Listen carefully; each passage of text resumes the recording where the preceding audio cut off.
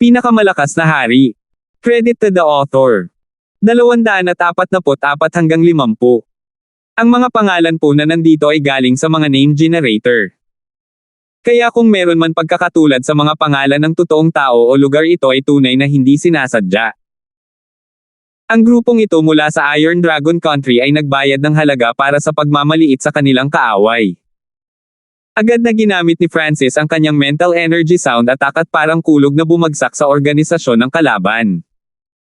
2 hanggang 3 kaaway ang agad na napatay at mahigit kalahati ang bahagyang nasugatan. Ang 2 pinuno ay puno ng panghihinayang. Ang kabataan sa harap nila ay talagang isang mapanganib na karakter. Ngunit huli na.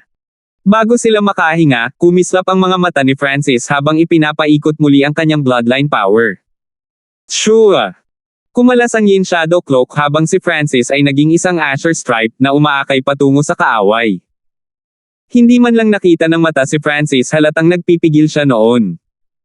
Wind Lightning Destruction. Madilim ang mukha ni Francis, para siyang Diyos ng kidlat habang pinalilibutan siya ng mga arko ng kidlat.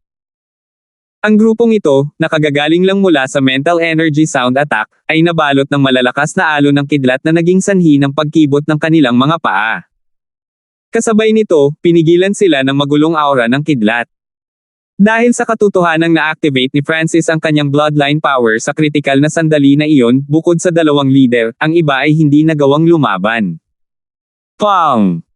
Ang lightning wind palm ni Francis na umabot na sa ika-7 antas ay agad na pinatay ang isa sa mga pinuno sa kalahating hakbang na True Spirit Realm. Ang isa pang pinuno ay malubhang nasugatan at tumakbo sa gulat. Hiu! Ang figure ni Francis ay kumikislap sa hangin habang nag-iiwan ito ng ilang mga after images. Ang bawat kurap ay magre-resulta sa pagkamatay ng isang magsasaka ng 7th Sky. Makalipas ang ilang hininga, ang buong grupo ay pinatay. Parehong kaaway at kaibigan ay sumipsip ng malamig na hininga. Ito ay isang panig na pagpatay. Sa wakas, tanging ang malubhang nasugatan na kalahating hakbang na pinuno ng True Spirit Realm ang buhay. Nasunog ang kalahati ng kanyang katawan at labis siyang natakot. Bigla, nakaramdam siya ng hindi mapakali na lamig mula sa kaliwang mata ni Francis na lumingon sa kanya. Parang nakikita ng mata sa mga puso. Nanginginig ang kanyang isipan at bagamat naramdaman niya ang aura ng kamatayan, hindi niya namalayan na ito na ang huling sandali na makikita niya ang mundo. Flop! Ang pinuno sa kalahating hakbang na True Spirit Realm ay nahulog mula sa himpapawid at nabasag ang kanyang mga buto sa pagtama. Ang mental energy technique mula sa God Spiritual Eye ni Francis ay lumampas sa Heavenly Absent Eye ni Clint. Walang sino mang tao na kapareho niya ang nakahaharang sa kanyang sulyap. Malubhang nasugatan at natakot ang pinuno, hindi niya nagawang lumaban. Sa isang maikling tagal ng 10 paghinga, ang buong grupo ay pinatay ni Francis lamang. Matapos wasakin ang grupong ito, dumating ang Broken Moon Clan. Hindi alam kung nagkataon o sinasadya ang oras na ito. Tuwang-tuwa ang mga miyembro ng Broken Moon Clan, tumaas ang kanilang moral dahil dito. Ang mga humahabol mula sa Iron Dragon Country ay napuno ng lamig at ang 3 sa True Human rank ay tumingin kay Francis ng may pag-iingat. Magpatuloy sa hilagang kanluran. Si Francis ay nagpatuloy sa pamumuno. Ang espiritual na mata ng kanyang Diyos ay nakakakita ng ilang daang milya ang layo, ito ay halos langit na lumalaban. Matapos patayin ang grupong ito, wala nang makakapigil pa sa kanila. Ang tanging panganib ay nakatago mula sa likuran. Si Emerson Master at 2 iba pang cultivator sa True Spirit Realm ay patuloy na hinahabol sila. Ibinigay ni naunang Elder at Lola Rochelle ang kanilang lahat at bahagya lamang na hinaranggan ang pagtugi sa 3 True Spirit Realm. Nagsalubong ang mga kilay ni Francis habang naging solemn na ang kanyang ekspresyon. Hanggat patuloy silang hinahabol ng 3, malabong makatakas ang Broken Moon Clan. Gaano man siya kabilis, hindi siya mas mabilis kaysa sa mga nasa True Spirit Realm at hindi siya makakatakas ng matagal. Kung silang 3 lang, hindi gaanong kritikal ang panganib pero natakot siya na may dumating na reinforcements mula sa Iron Dragon Country. 2 lang ang plano. Una, hinarang nina Elder at Lola Rochelle ang 3 habang nagkakalat ang iba. 2, patayin o nasaktan ng husto ang isang True Spirit Realm cultivator para mapilitan silang umatras. Hanggang ngayon, kakaunti lang ang tumutugi sa kanila bukod sa 3 dakilang True Spirit Realm Cultivator. Pumatay ng isa sa True Spirit Realm. Ipinagpatuloy ni Francis ang pagsusuri sa kanilang mga pagkakataon at nalaman na ang posibilidad ng tagumpay ay napakababa. Kung mayroon lamang 2 eksperto sa True Spirit Realm na humahabol sa kanila at may second V2 sa Broken Moon Clan, tinatansya ni Francis na mayroong 50% na tagumpay. Ngunit ang problema ay mayroong 3 eksperto sa True Spirit Realm na humahabol sa kanila na madaling napigilan ang 2 mula sa Broken Moon Clan. Higit pa rito, ang pagpatay ni Francis sa grupo ay nagpapataas ng atensyon ng 3 eksperto na humadlang sa kanila na magtagumpay ng ganoon kadali. Kaya't ang pagkakataong magtagumpay sa pagpatay sa isa sa 3 ay napakababa at maaaring kailanganin niyang bayaran ang kanyang buhay. Kung tutuusin, tiyak na gusto ng Emerson Master na mamatay si Francis at malamang na hindi siya basta-basta susuko ng pagkakataon. Ang pagsusuring ito ay pumasok sa isip ni Francis. Sa totoo lang, kung may isip ito ni Francis ay ganoon din si First Elder. Francis, kunin mo ang lahat at tumakbo pabalik sa Cloud Country. Kung ang Cloud Country ay hindi ligtas, pagkatapos ay umalis sa 13 countries. Ang apurahang boses ng unang elder ay umalangaw-ngaw sa isip ni Francis. Bumilis ang tibok ng puso ni Francis.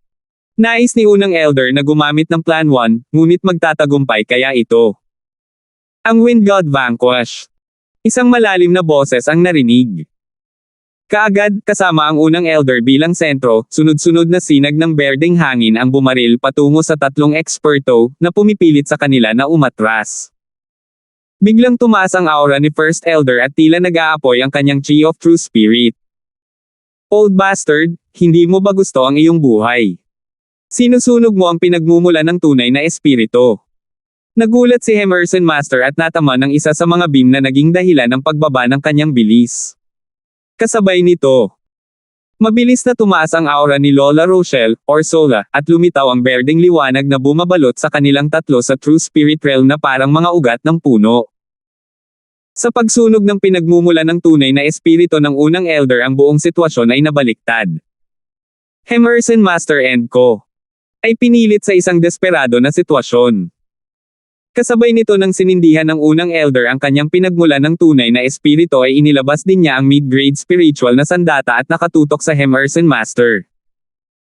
Ang 2 mula sa Iron Dragon Country ay may sariling spiritual na sandata at nagawang lumaban ngunit ang Emerson Master ay wala, kaya nag-iwan ito ng ilang madugong sugat sa kanyang katawan. Unang elder. Guru. Bulalas ng natitirang mga tao mula sa Broken Moon Clan. Lalo na si Marcin, ang kanyang mga mata ay basa at ang kanyang mga kamay ay nanginginig. Ang pagsunog ng unang elder sa kanyang pinagmumula ng tunay na espiritu. Ito ang pundasyon para sa mga nasa True Spirit Realm. Kapag naubos na ito ay may panganib na mahulog sa cultivation. Naging mabilis ang paghinga ng Vice Heads habang umaagos ang luha sa kanilang mga mata. Lahat ay sumunod sa akin. Isang malamig na boses ang umalangaw-ngaw sa isipan ng lahat. Ang tagapagsalita ay si Francis. Ang kanyang mga salita ay tila naglalaman ng isang hindi matukoy na kapangyarihan. Francis, paano ka magiging walang puso? Si First Elder ang master mo. Hindi natin siya maiiwan. Sumigaw si Marcin at ang Vice Heads. Pumunta ka. Ang tinig ng unang elder ay narinig sa isipan ng lahat. Kung hindi dahil sa pagkaladkad ninyo sa kanya pababa, madaling umatras si Master. Ang espiritual na mata ng Diyos ni Francis ay nag-scan kay Marcin at sa kanyang mga kasama. Pagkasabi nito ay tumalikod na siya at umalis. Ang mga puso ni Marcin at ng kumpanya ay nanginginig, ngunit hindi alam kung ito ay dahil sa presyon ng espiritual na mata ng Diyos o sa lamig ni Francis. Bagamat hindi nasisiyahan ang lahat, nakinig pa rin sila kay Francis. Ito ay isang kabataan na gumawa ng mga himala at nanalo sa unang pwesto sa Alliance Banquet, binigyan niya ang iba ng pakiramdam ng pagtitiwala at pagtitiwala. Gayunpaman, masyadong malamig ang pagpapakita ni Francis. Walang bakas ng pag-aalala niya. Wala siyang pakialam sa buhay ng kanyang guro kapag ang kanyang buhay ay nasa linya. Bulong ng isa sa mga vice head. Si Francis ay masyadong nakakahiya para ipaliwanag. Dahil sa pagbubukas ng kanyang God's spiritual eye, si Francis ay pumasok sa isang kalmado at makatuwirang estado na itinapon ang mga emosyon ng tao. Sa ilalim ng sitwasyong ito, ginawa ni Francis ang pinakamahusay na posibleng mga aksyon. Lahat ng ginawa ni na First Elder at Lola Rochelle ay para makatakas sila. Kung hindi, sa kanilang lakas, ang pagtakas ay hindi mahirap. Sa paglakad natin mas mabilis Master at si Lola Rochelle ay maaaring umatras at mabawasan ang halaga ng yuan chi na ginastos. Malinaw ang isip ni Francis. Bago siya umalis, ginamit niya ang God's spiritual eye at nag-shoot ng 2 ilaw patungo kay First Elder at Lola Rochelle. Parehong nakita ni First Elder at Granny Rochelle ang marka ng mental energy sa kanila na nagpapanatili ng misteryosong relasyon sa pagitan nila ni Francis. Napakalinaw pa rin ang isip ng batang iyon kahit na sa isang mapanganib na sitwasyon.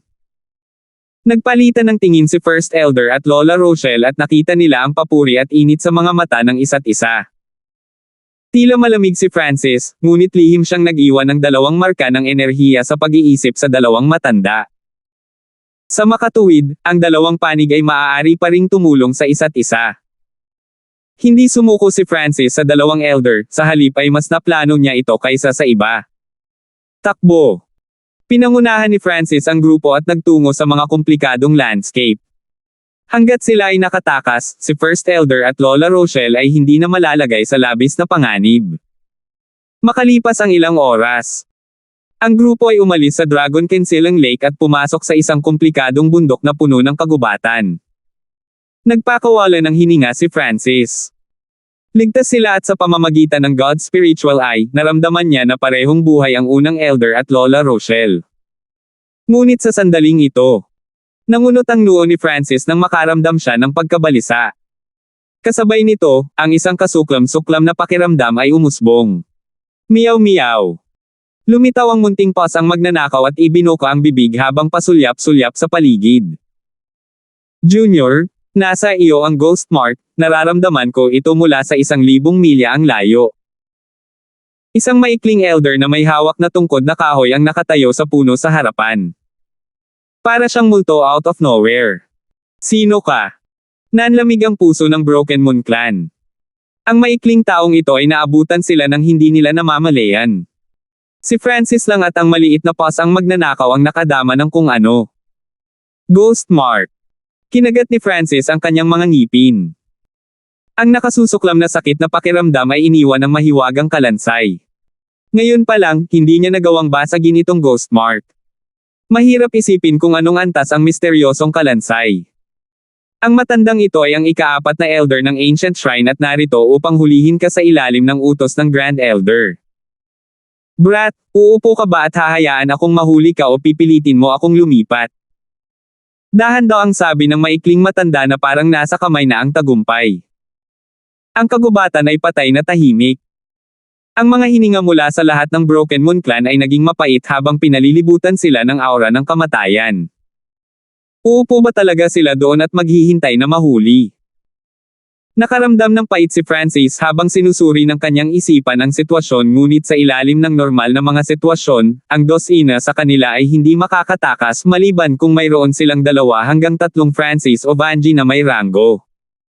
Saka lamang nila magagawang labanan ang isang tao ng True Spirit Realm. O baka sa ilalim ng magulong sitwasyon ay magkakaroon ng pagkakataon si Francis na mabuhay. Gayunpaman, ang problema ay ang target ng maikling matanda ay siya. Miyaw-miyaw.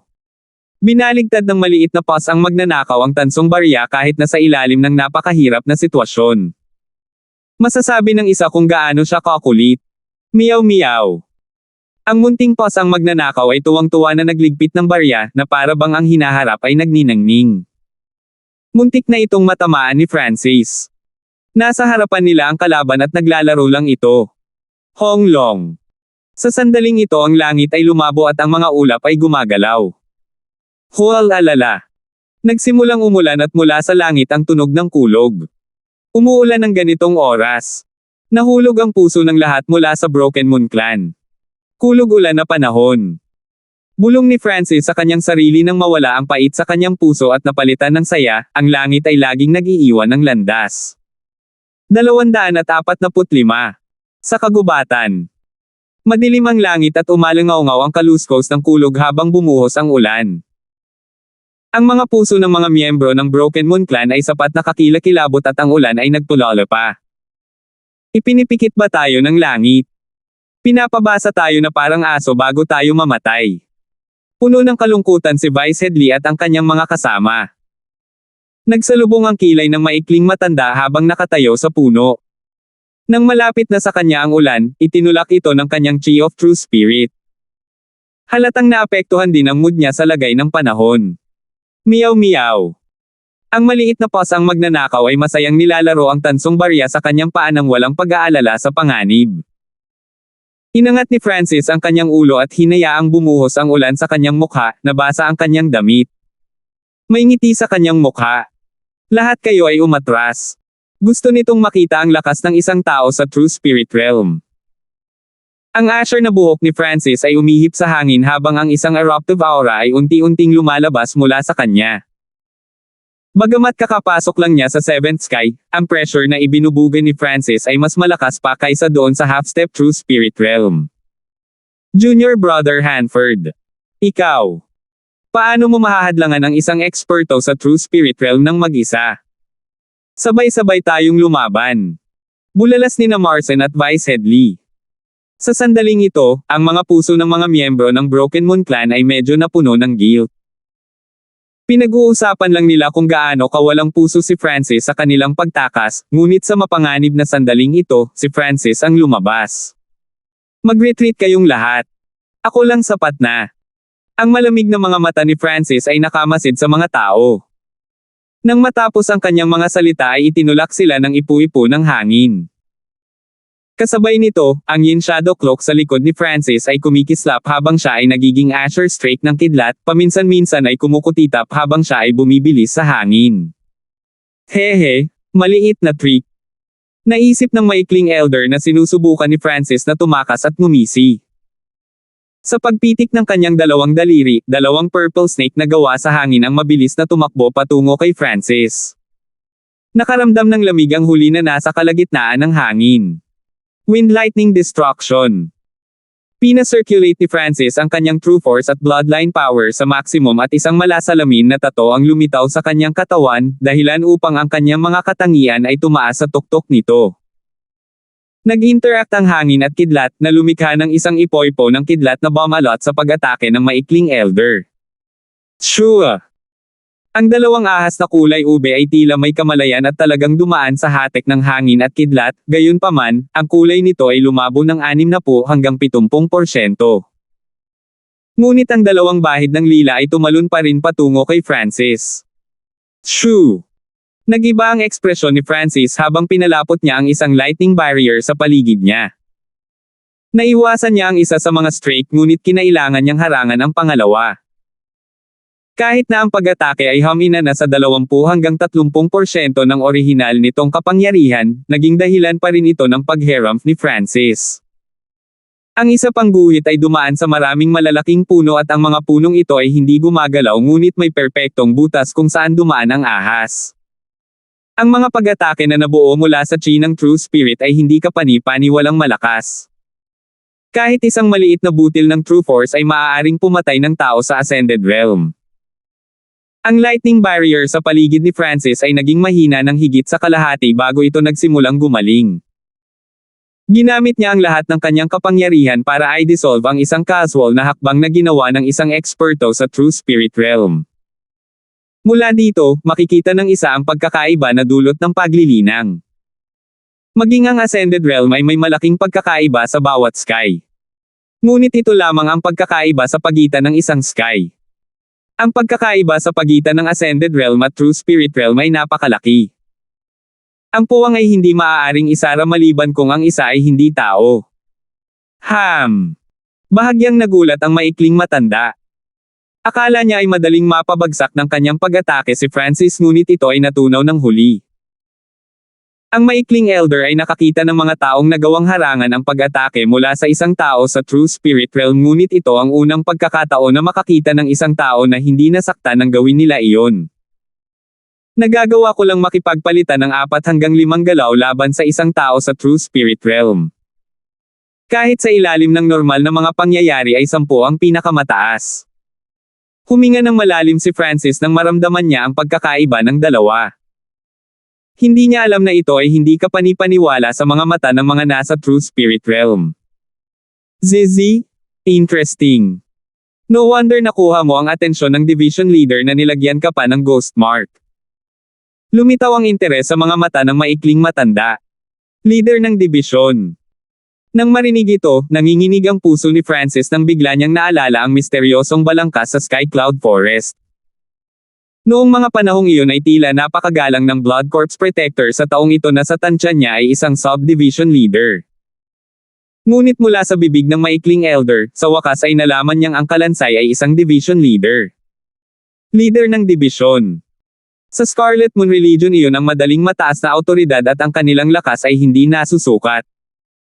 Sa kanilang tuktok ay maaaring nasa Origin Core Realm pa sila. Habang iniisip niya ang puntong ito, huminga ng malalim si Francis. Buti na lang ang misteryosong Kalansay ay tila napakahina at nakapaglagay lamang ng ghost mark sa kanya, hindi siya kayang pangalagaan mismo.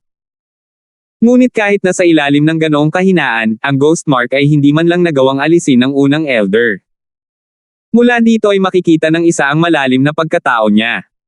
Bata, tingnan natin kung gaano karaming mga galaw ang maaari mong gawin. Magkadikit ang mga kamay ng maikling elder at lumitaw ang madilim na lilang ahas sa kanyang katawan na nagbigay ng nakakatakot na malamig na aura.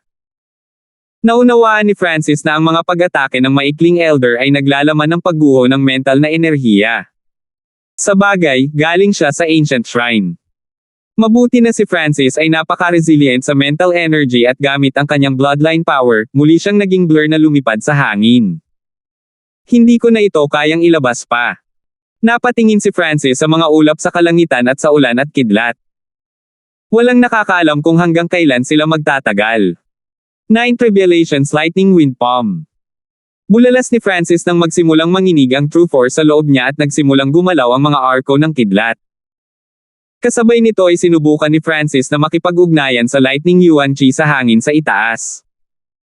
Ayon sa sinabi ng Lightning Wind Palm, nagkaroon ng pagkakataon na ipatawag ang 9 Tribulations Lightning kapag ang panahon ay puno ng ulan at kidlat. Ito ay tungkol sa swerte. Sa ilalim ng sitwasyong ito 70% ng mga magsasaka ay tinamaan ng kidlat at namatay. Sa pinakamainam, mamamatay sila kasama ng kaaway. Gayunpaman, ang Lightning Wind Palm ni Francis ay naisulong at naglalaman ng lightning intent. Ang ikapitong antas ay ang pinakamataas na antas at maaaring ipatawag ang 9 Tribulations power na ang kapangyarihan ay hindi masusukat. Ngunit kahit na noon ay nakipagsapalaran si Francis, ang rate ng tagumpay ay hindi 100%. Gayunpaman, ang huli ay nakakuha ng kaunting pag-unawa sa Origin Core Ruins at naunawaan kung paano mas mahusay na gumamit ng kidlat, muli na binago ang orihinal na Lightning Wind Palm. Anong nangyayari? Bakit nagsasama-sama ang Lightning Yuan Chi? Tumigil ang figure ng maikling elder nang makaramdam siya ng abnormal na aura. Hong Long. Pumalakpak si Thunder sa ulap. Hiu. Isang arko ng kidlat na 10 yarda ang lapad at kasing kapal ng isang puno ang lumipad na dumaan sa ulo ni Francis. Nabaliw ang brat na ito. Gumagamit ng kidlat para magpakamatay. Ang maikling matanda ay puno ng pagkabigla habang siya ay umatras ng hindi malay. 9 Tribulations Lightning Wind Palm. Nakalabas ang palad ni Francis at ang 9 Tribulations Lightning ay lumingon sa maikling elder. Ano? Natigilan ng maikling matanda at agad na namuti ang mukha. Ang kapangyarihan mula sa 9 Tribulations Lightning ay nagpa-freeze ng kanyang dugo. Anong nangyayari? Paano tatawagin ng batang ito ang kidlat ng kalikasan? Galit na inilipat ng maikling elder ang kanyang Chi of True Spirit habang sinusubukan niyang tumakas. Boom! Hindi siya direktang tinamaan ng 9 Tribulation Lightning ngunit isang bahagi pa rin nito ang tumama sa kanya. Ang pandak na matanda ay humagulgol nang ang kanyang balikat ay nasunog at nagbuga ng itim na usok. 9 Tribulations Lightning Wind Palm. Ipinatong ni Francis ang dalawang kamay sa hangin at tinawag ang dalawang arko ng kidlat patungo sa shorty. Lubhang pangit ang ekspresyon ng maikling elder habang sinusubukan niyang umiwas, ngunit sa huli, kidlat pa rin siya ng 9 Tribulations Lightning na naging sanhi ng pagluwa niya ng isang subo ng dugo. Ang pag-ataking ito ay nagdulot ng malubhang pinsala sa maikling elder at gumastos ng maraming yuan chi upang harangan ang kidlat. Sa wakas ay nakatakas siya ng ilang milya palabas, na wala sa saklaw ng opensa ni Francis. Ang kanyang katawan ay nasunog na itim at malubhang nasugatan. Paano nangyari ito? Baka naman. Ang lagay ng panahon. Nag-iba ang ekspresyon ng maikling matanda. Hindi mahirap para sa kanya na hulaan ang katotohanan. Sa sandaling ito, naubos na ang yuan chi ng maikling elder at malubhang nasugatan ang kanyang katawan. Kung hindi niya pagalingin ang kanyang sarili ng mabilis, magkakaroon ng mga problema na maaaring maging sanhi ng pagbagsak ng kanyang paglilinang. Tumakbo. Ang maikling matanda ay labis na nadismaya at lumipad palayo. Sa kanyang gutay-gutay na katawan, hindi siya kumpiyansa na kaya niyang talunin si Francis. Isa pa, nandoon pa rin ang grupo ng iba. Bumaba mula sa himpapawid si Francis, pagod na pagod. Maaaring mukhang cool at madaling kontrolin ang 9 Tribulations Lightning, ngunit sa ilalim ng normal na mga pangyayari, isa o dalawang arko ng kidlat ang limitasyon. Ito ay dahil sa katotohanan na mayroon siyang God's spiritual eye at nagkaroon ng mga insight sa ruans na nagbigay daan sa kanya na makatawag ng halos 10 arko. Ngunit ang epekto ay hindi maisip. Noon lang, halos makapatay si Francis ng isang eksperto sa True Spirit Realm.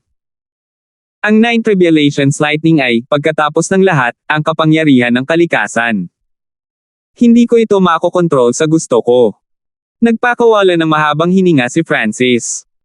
Nang mapunta siya sa lupa, nataranta ang mga miyembro ng Broken Moon Clan at tila nananaginip pa rin ang core disciples. Napaawang ang bibig ni Vice Headley.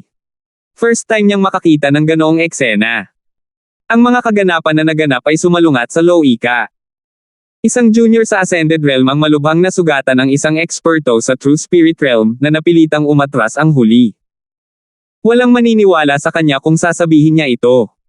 246. Sa kagubatan, sa gitna ng kidlat at ulan.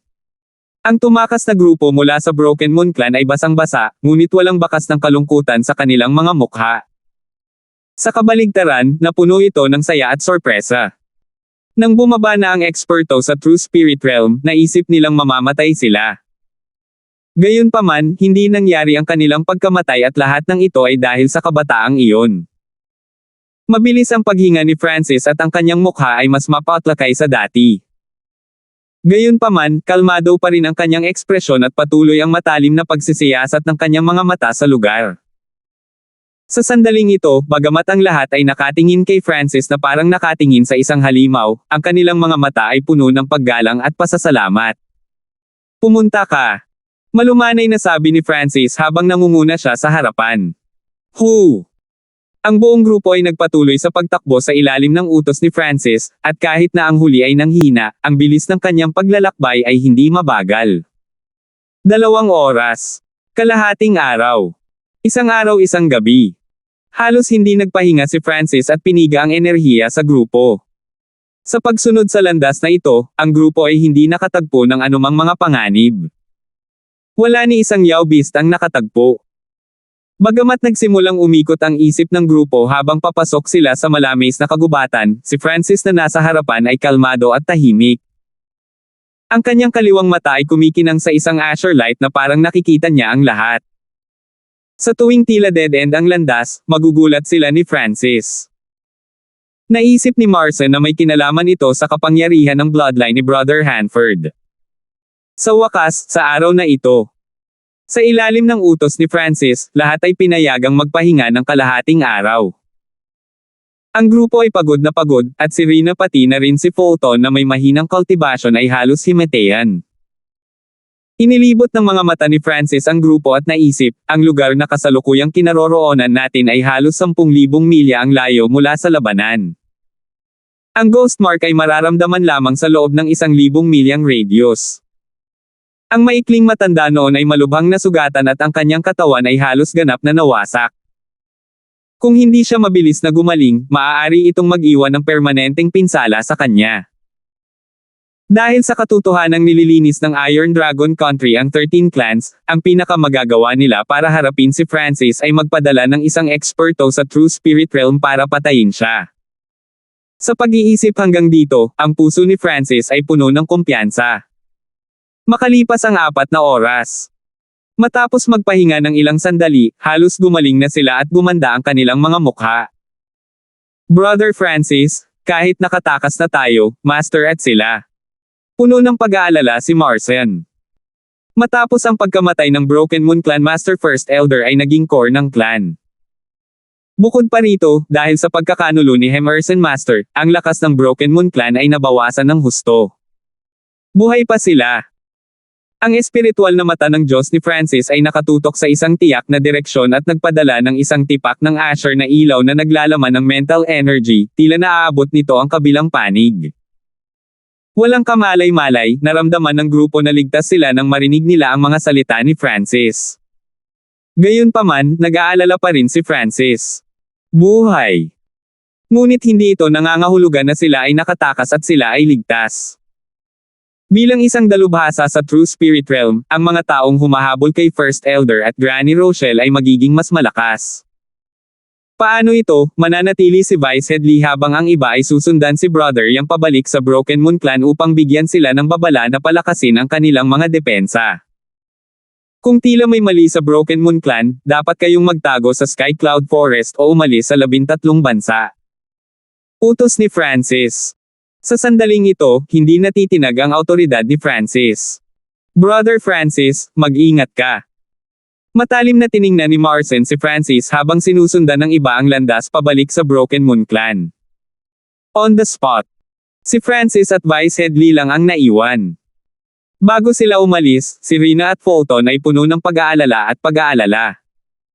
Hindi mahirap isipin kung bakit naiwan ang pinakamalakas na dalawa sa grupo. Sila ay nanatili sa likuran upang matulungan si First Elder at Lola Rochelle.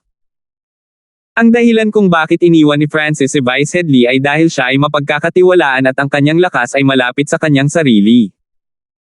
Kung ang unang Elder at Lola Rochelle ay hahabulin ng isang tao sa True Spirit Realm ay makakatulong silang dalawa ng kaunti. Dumaan na tayo dyan.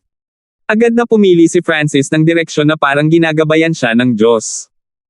Tahimik na sumunod si Vice Headley sa likod. Wala naman siyang masamang nararamdaman pero parang may naiintindihan siya sa buhay. Noon si Francis ay naging isang inner disciple pa lamang at isang kabataang nahihirapan sa ilalim ng clan. Ngunit ngayon, ilang sandali lang, ang kabataan ay umangat sa kanya. Bawat desisyong ginawa ni Francis ay nakakaramdam siya ng tiwala at ligtas. Makalipas ang ilang oras, dumating ang dalawa sa isang bangin. Nandito na. Tumalon si Francis mula sa bangin at nagsimulang lumipad. Sa tulong ng Yin Shadow Cloak, nagawa niyang lumipad sa maikling panahon. Dahil nasa kalahating hakbang na True Spirit Realm, magagawa rin ito ni Vice Headley at malapit siyang sumunod sa likod. Makalipas ang 10 paghinga ay dumating sina Francis at Vice Headley sa isang tagong kuweba. Sa sandaling ito, bumaba ang isang aura ng True Spirit Realm na naging dahilan upang manginig ang puso ni Vice Headley at nagpahayag ng takot. Master, ako po ito. Ang boses ni Francis ay naglakbay sa loob ng kuweba at ang aura ay agad na nawala. Pumasok ka. Isang ubo ang dumating sa unang elder na nasa loob ng kuweba. Si Francis at Vice Headley ay pumasok sa kuweba ay natigilan sa eksena. Natuyo muna ang mukha ni Elder at maputi ang buhok. Kinulayan ng tuyong dugo ang kanyang katawan at putol-putol ang kanang braso. Unang Elder, ang braso mo. Napatingin si Vice Headley sa lugar kung saan dapat naroon ang kanang braso. Maputlang puti ang mukha ni Lola Rochelle at mapait na sinabi, ginamit ni First Elder ang presyo ng kanyang kanang braso para patayin ang isang kalaban sa True Spirit Realm. Mula sa eksenang ito, maiisip kung gaano kakilakilabot ang labanang iyon.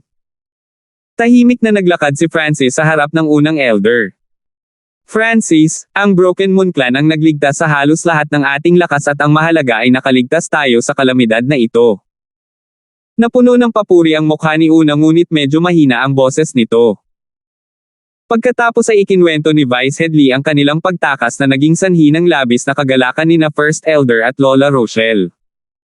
Nagpalitan ng tingin ang dalawa at ngumiti, ano ang braso kumpara sa aking disipulo. Susunod. Nagpalitan ng tingin si First Elder at Lola Rochelle at tila may pinag-uusapan. Ibig mong sabihin. Parang nabigla si Lola Rochelle. Tama, masyadong maliit ang lugar ng Sky Cloud Forest. At ang desisyong ito ay dapat gawin upang matiyak ang kanyang kaligtasan. Desididong sabi ng unang elder. Ang unang elder at Lola Rochelle ay parehong tumango na parabang sila ay nagkasundo. Naramdaman ni Francis na ang kanyang kapalaran ay pinag-uusapan ng dalawa. Makalipas ang isang oras. Matapos bahagyang gumaling ang mga pinsala ni First Elder, tinawag niya si Francis sa isang tabi. Francis, ang Broken Moon Clan ay nasa panganib ngayon at mayroon akong lihim na misyon para sa iyo. Mataimtim ang ekspresyon ng unang elder at ang kanyang mga mata ay puno ng pag-asa at pag-asa. Sumasang-ayon ako. Hindi nagtanong si Francis kung ano ang misyon. Pagkatapos ng pagsasama ng God's Spiritual Eye, naging mas kalmado siya at nanlamig ngunit hindi nagbago ang kanyang emosyon. Si First Elder ay isa sa pinakamahalagang tao sa kanyang buhay at pinrotektahan siya sa clan. Sa pagkakataong ito, inilagay ni First Elder ang kanyang buhay sa linya at nawalan ng braso para protektahan si Francis at ang kanyang kasama. Kahit na ito ay para sa pasasalamat, papayag si Francis sa mga hinihingi ng kanyang guro. Higit pa rito, sigurado si Francis na ang hiniling ni Master ay para sa kanyang kapakanan. Tumingin ng malalim si First Elder kay Francis. Hindi na kailangan ng mga salita. Alam niya kung ano ang kanyang alagad mula sa isang simpleng aksyon. Lalo siyang nakaramdam ng swerte sa isang mabuting alagad. Walang pagsisisi. Nakita mo na ang kapangyarihan ng Iron Dragon Country. Hindi ito isang bagay na kayang panindigan ng 13 clans. Higit pa rito, ito ay nasa ilalim ng suporta ng Scarlet Moon Religion. Unang sabi ni Elder. Tinanggo ni Francis ang kanyang ulo at nahulaan sa kanyang isipan. Sa makatuwid, nagpasya akong ipadala ka sa Northern Continent clans para sa tulong. Nagpatuloy ang unang elder. Tulong. Kinumpirma ni Francis ang kanyang mga hula. Ang kasalukuyang sitwasyon ay medyo malungkot para sa 13 clans. Matapos talunin ng Sky Rich Country, ang Iron Dragon Country ay nakapagpadala pa rin ng puwersa para labanan ang 13 clans. Ang kontrol ng sitwasyon ay naging sanhi ng lamig ng iba. Nangangahulugan ito na ang 13 angkan ay tinamaan lamang ng mga labi ng labanan sa pagitan ng dalawang bansa. Ang lugar na ito ay hindi kahit isang war zone, hindi ito maaaring ituring na isang larangan ng digmaan. Kanino tayo hihingi ng tulong? Hindi masyadong alam ni Francis ang sitwasyon bukod sa Sky Cloud area. Mayroong humigit kumulang 50 bansa na kasing lakas ng Iron Dragon Country at Sky Rich Country. Siyempre, mayroon ding mga bansang ilang beses na mas malakas kaysa sa kanila. Ngunit sa ibabaw ng malalakas na bansa ay mayroon ding magagandang bansa. Bahagyang huminto si Elder. Maliit na bansa, malakas na bansa, mahusay na bansa. Isang larawan ang lumitaw sa isip ni Francis. Ang 13 bansa ay tiyak na maliliit na bansa, hindi mahalaga sa sinuman. Walang maliit na bansa ang nakaharang sa malalakas na bansa. Ang mga clan sa Iron Dragon Country ay madaling durugan ang 13 clans. Gayunpaman, ang mga bansang kasing lakas ng Iron Dragon Country at Sky Rich Country ay wala sa peak. Dahil nasa itaas nila ang mga dakilang bansa. Mayroong iba pang malalakas na bansa malapit sa Sky Cloud Forest area. Kung handa silang tumulong, malulutas ang panganib sa 13 clans. Kung makakakuha ka ng tulong mula sa Canopy Great na bansa, ang bagay na ito ay madaling mareresolba. Nakangiting sagot ni unang elder. Pagkatapos ay naglabas siya ng mapa ng Northern Continent. Ang mapa ay puno ng mga zone at lugar. Nasaan ang 13 bansa? Kinopya ni Francis ang mapa gamit ang kanyang kaliwang mata at sa wakas ay natagpuan ang 13 bansa sa kanang ibaba ng mapa, ang kanilang teritoryo ay kasing laki ng isang tuldok. Gayunpaman, ang malalakas na bansa tulad ng Iron Dragon Country at Sky Rich Country ay may malinaw na marka. Depende sa swerte kung makakakuha ka o hindi ng tulong. Ang kontinente ay napakalaki at walang sapat na mapagkukunan o pera, ang ibang mga bansa ay maaaring hindi mag-abala na dumating. Habang nagsasalita siya hanggang sa puntong ito, ang mga salita ng unang elder ay naging si Ang paghingi ng tulong ay hindi ang pangunahing layunin. May iba pa akong mas mahalagang sasabihin sa iyo. 247.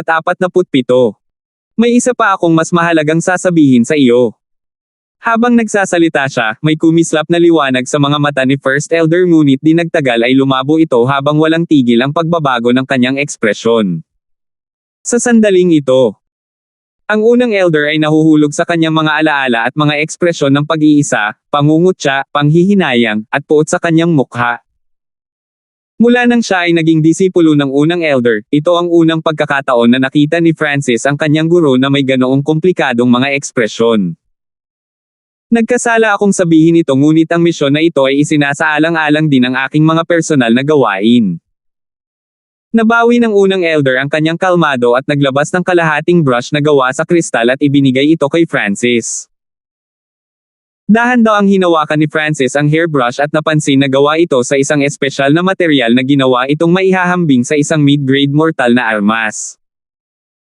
Ang isang mid-grade mortal na sandata ay hindi gaanong para sa pinakamakapangyarihang elder sa clan, gayunpaman, bahagyang nanginginig ang mga daliri ni First Elder habang iniabot niya ito.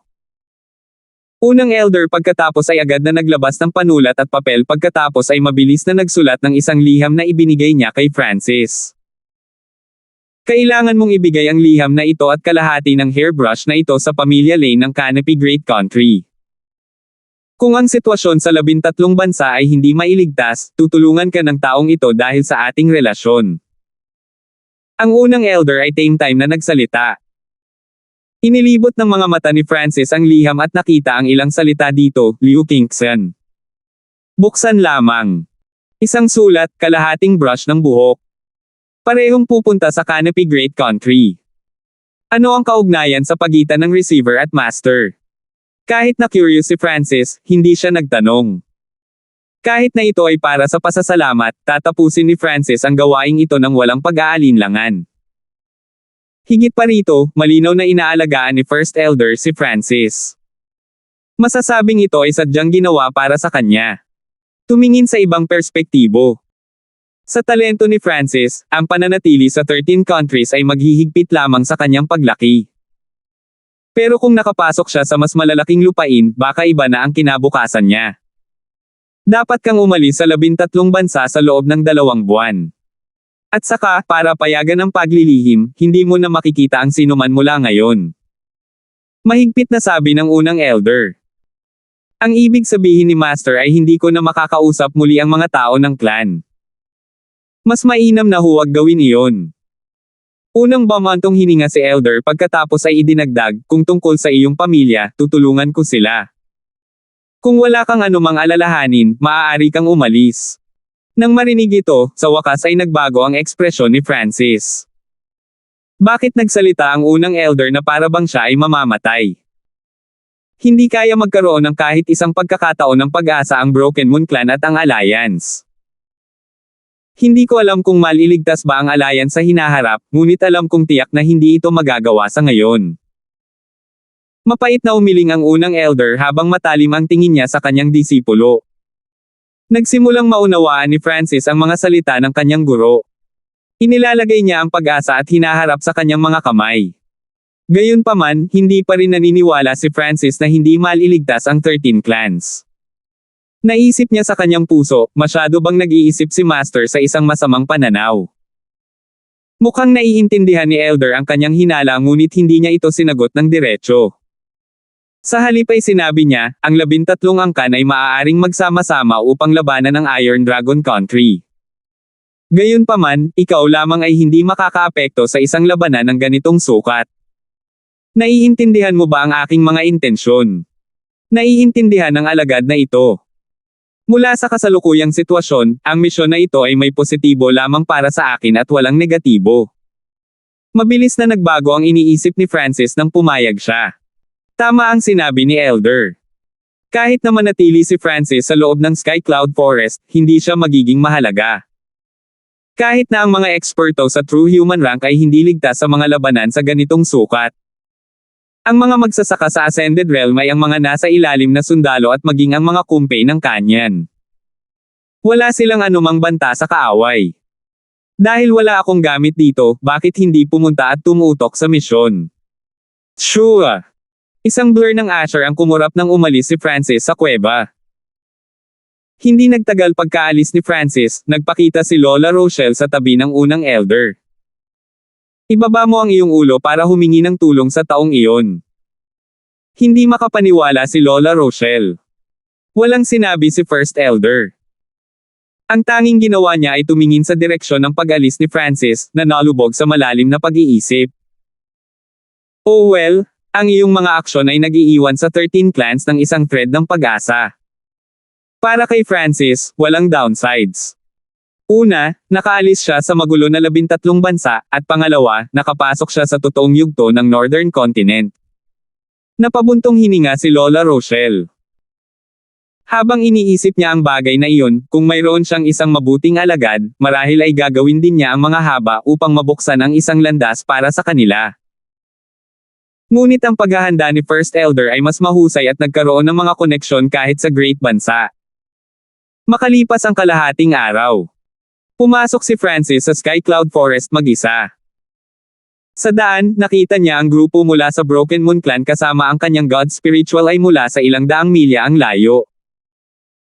Sina Marcin, Rina, Fulton at kasama ay nasa paglalakbay pa rin pabalik, ngunit walang anumang intensyon si Francis na batiin sila.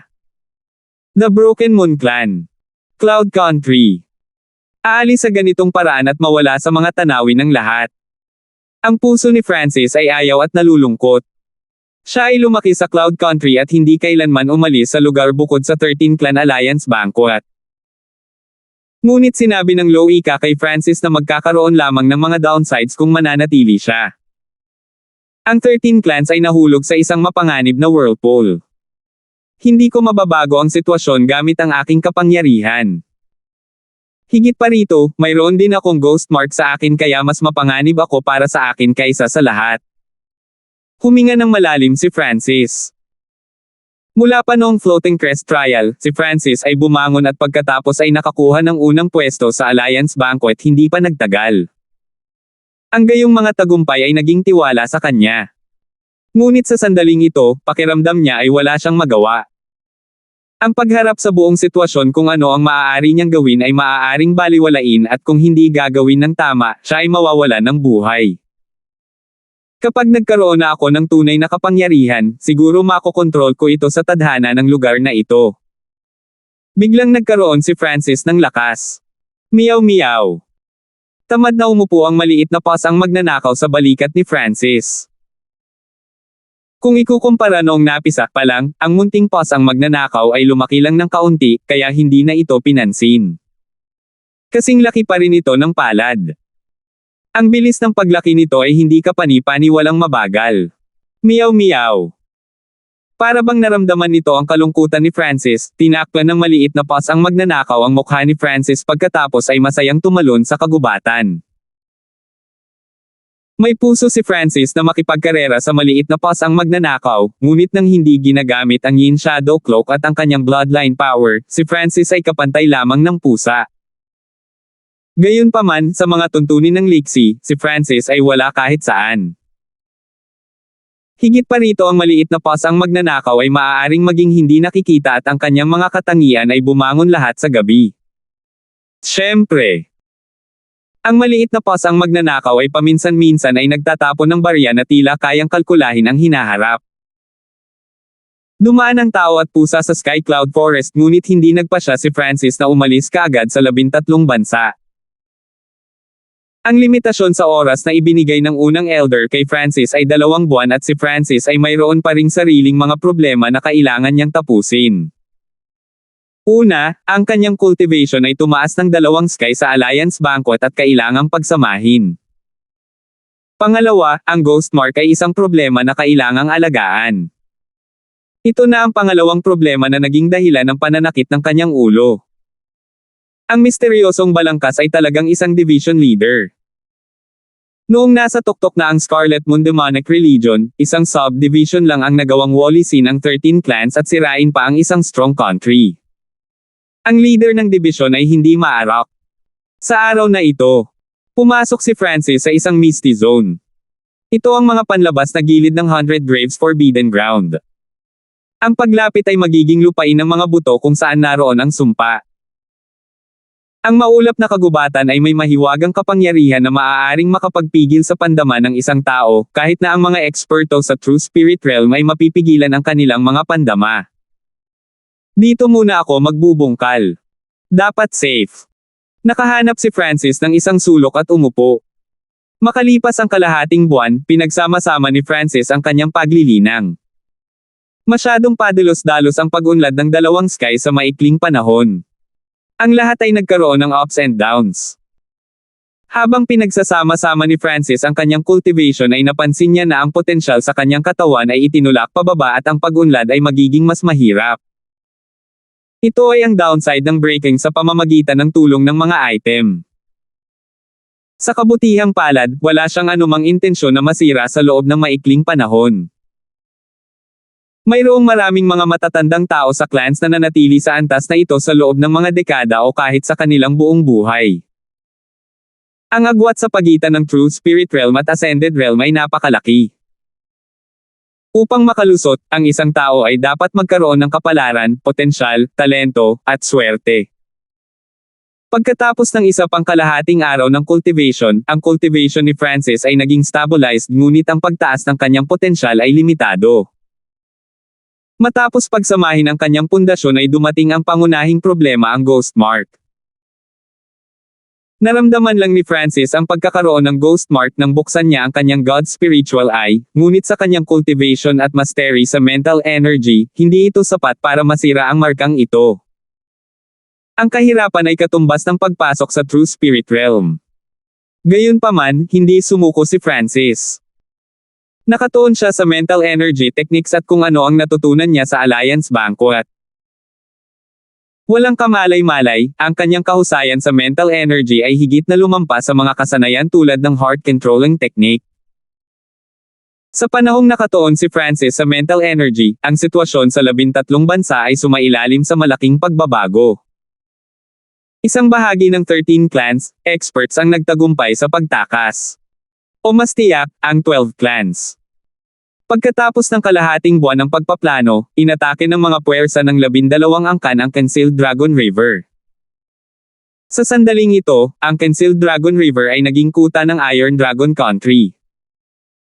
Ngunit ang kakaiba ay ang Iron Dragon Country ay hindi nagpadala ng maraming eksperto o sundalo. Ang puwersa ng 12 clans sa sandaling iyon ay lumampas sa Iron Dragon Countries. Nagsimula ang labanan. Ang 12 clans ay may kumpiyansa na pinilit na pabolaikin ang Iron Dragon Country. Ngunit sa sandaling ito, lumitaw ang isang maling kalkulasyon. Isang walang kapantay na eksperto ang lumitaw sa panig ng Iron Dragon Country. Tunay na Lord rank. Ang pagbaba ng isang tunay na Panginoon. Noong panahong iyon, doble ang puwersa ng 12 angkan kumpara sa panig ng bansang Iron Dragon, ngunit nang bumaba ang tunay na Panginoon, lahat ng kalamangan ay nawala. Ang mga nasa True Lord rank ay maaaring i-flip ang mga ulap at magpatawag ng ulan.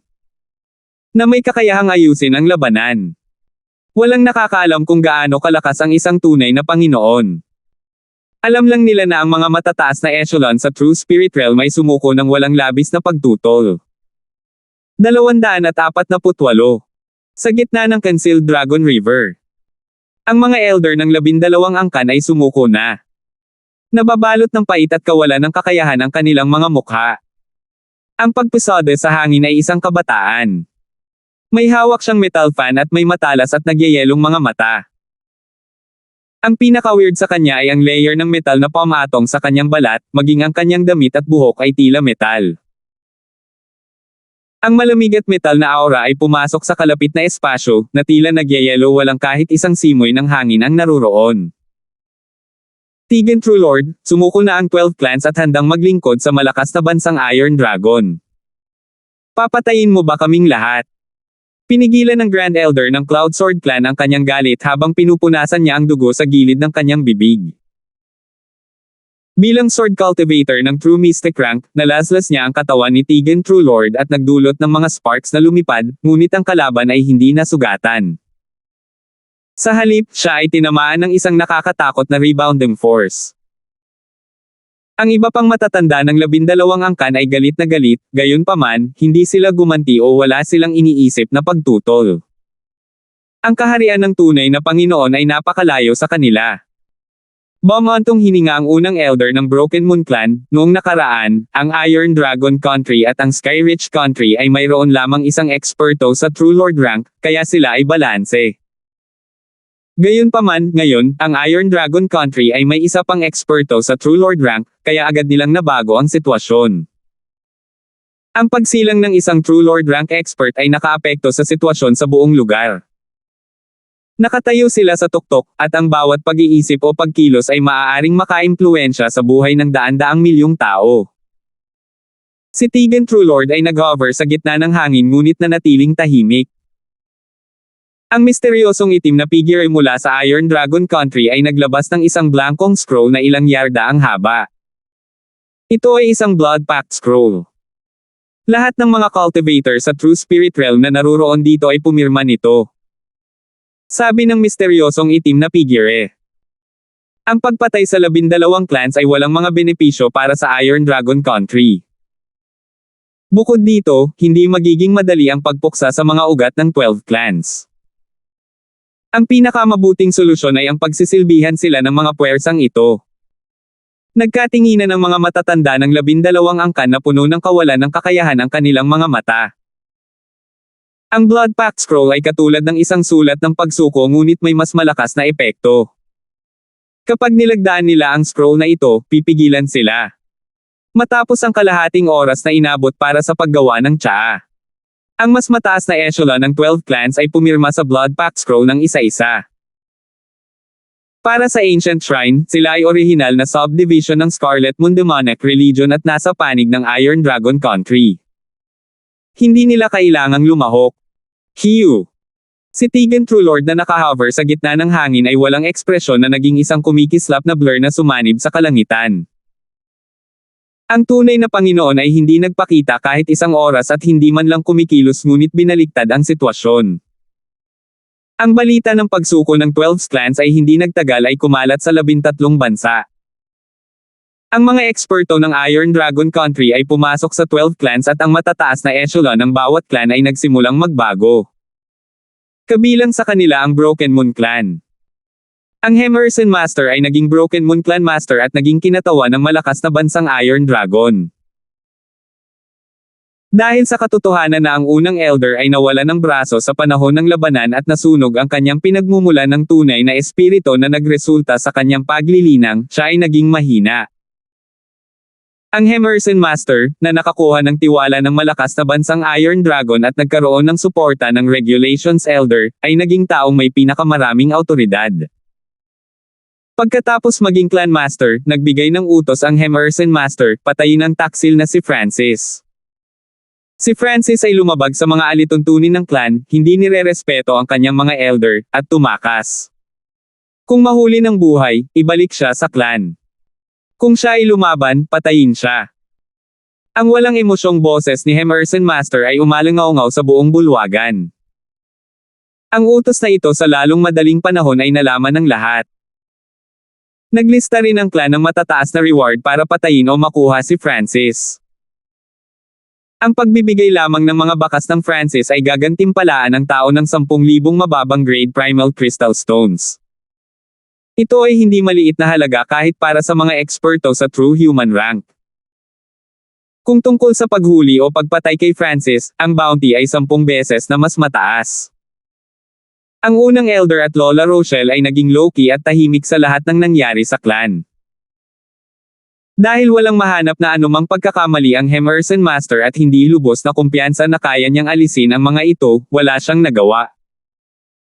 Sa oras na ito, nanginginig ang puso ng lahat mula sa Broken Moon Clan ngunit napakahusay ng Hemerson Master. Nagbigay siya ng mga gantimpala at pinarusahan ang iba ng patas, na nanalo sa puso ng ilang tao. Sky Cloud Forest, maulap na lugar.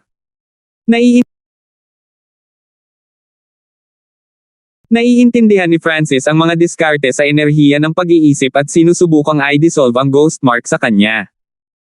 Hanggat ang ghost mark ay nananatili sa akin, ako ay nasa panganib. Kung ang mahiwagang kalansay na iyon ay makabawi sa kanyang pinakamataas na lakas. Binasa ni Francis ang lahat ng mental energy technique sa kanyang isipan ngunit walang solusyon. Isang buong buwan na ang lumipas mula noong pinagsama-sama ang kanyang paglilinang. Ang kahusayan ni Francis sa mental energy ay tumaas at nagsimulang maunawaan ang ghost mark ng kaunti.